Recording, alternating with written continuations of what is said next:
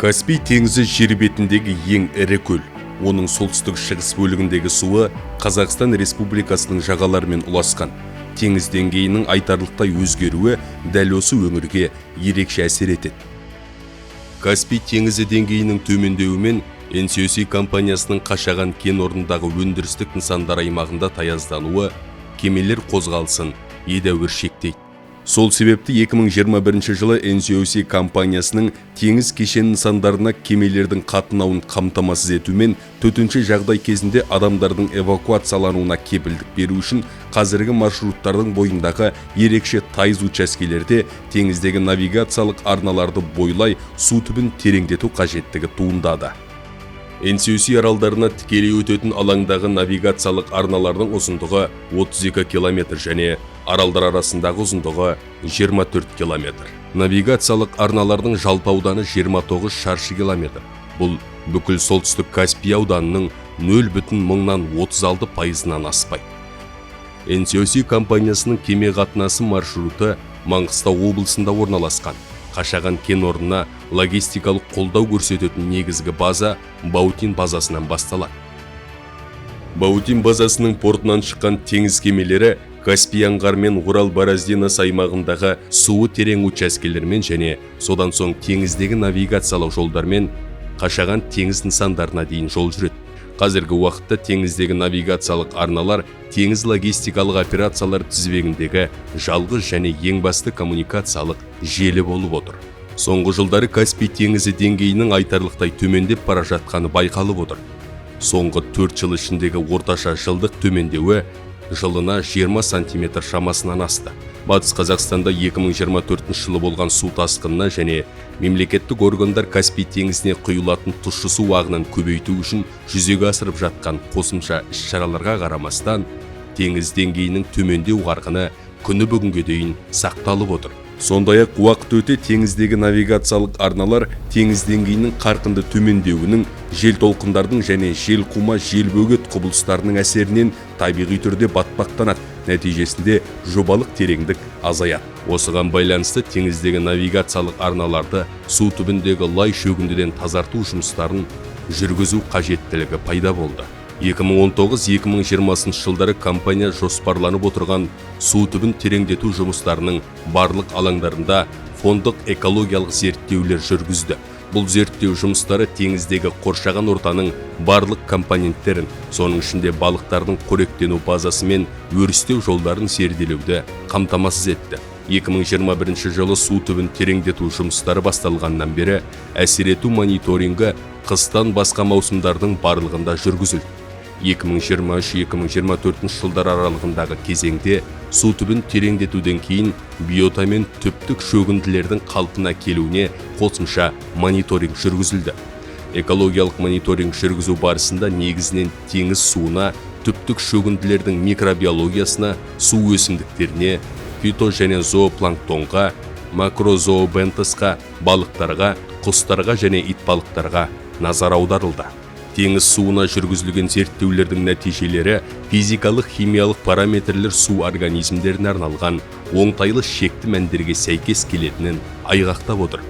Лайлықтың аса жоғары деңгейлері тек су түбін тереңдету алаңдарына тікелей жақын жерлерде байқалады және қоршаған ортаға әсерді бағалауда ең жоғары деп есептелген деңгейлерден аспайды. Фитопланктон мен зоопланктонның сандық көрсеткіштері елеулі түрде ауытқып тұр. Су түбін тереңдету жұмыстары аяқталғаннан кейін биота саны фондық мәндерден жоғары екені расталды.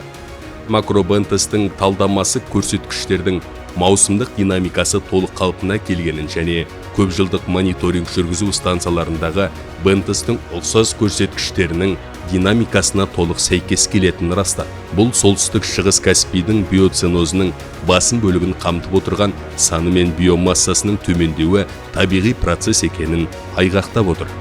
Су түбін тереңдету жұмыстарының физикалық әсері тоқтағаннан кейін жұмыстар жүргізілген ауданға бұрын қанша болса, сонша құстар мен итбалықтар қайта оралғанын атап өткен жөн.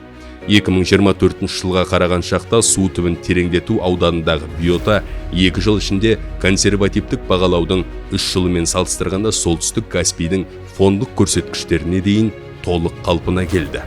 Теңіздегі навигациялық арналар бекіре тұқымдас балықтар мен өрістегіш балықтардың басқа да түрлері уылдырық шашатын және қоныс аударатын аймақтардан тыс орналасқан, және балық аулау аудандарына, құстардың қоныс аударатын жолдары мен ұя салатын орындарына, Каспий ит балығы шоғырланатын және күшіктейтін орындарға әсер етпейді.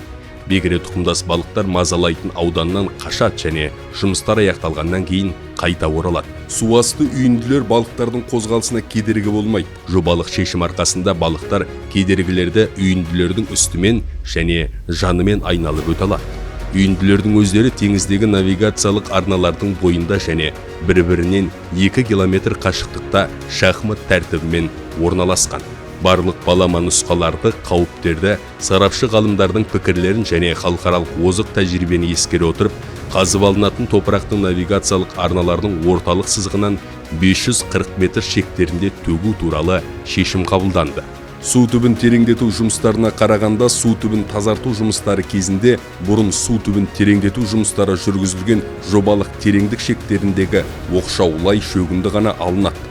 Лай шөгіндіні үйінділерді төгу кезінде қазанша принципі деп аталатын озық әдіс cooking pot технологиясы пайдаланылады. Бұл әдіс топырақты орналастыру кезінде ұсақ бөлшектердің шашырауын тиімді түрде азайтып, топырақ ағынының тығыз болуына ықпал етеді. Жұмыстар барысында қазып алынған топырақ, су және ауа қоспасы, басқаша айтқанда қойыртпақ қазаншаға түседі. Бұл жерде қойыртпақтағы ауа көпіршік болып бөлініп, жоғары көтеріледі және атмосфераға енеді. Бұл процесс су мен түптік шөгінділер қоспасының тығыздығының артуына ықпал етеді. Соның есебінен қойыртпақ одан сайын қоюланып, ауырлап, су түбіне түседі де тығыз үйіндіге айналады. Технология жұмыстар барысында су лайлығын азайтуға арналған жел мен су ағысына қарай лайлықтың азаюы тұрақты түрде 90%-ға жетеді. Жоба құрылыс нормаларының Қазақстан Республикасы экологиялық кодексінің және ерекше қорғалатын табиғи аумақтар туралы заңының барлық талаптарына сәйкес әзірленген.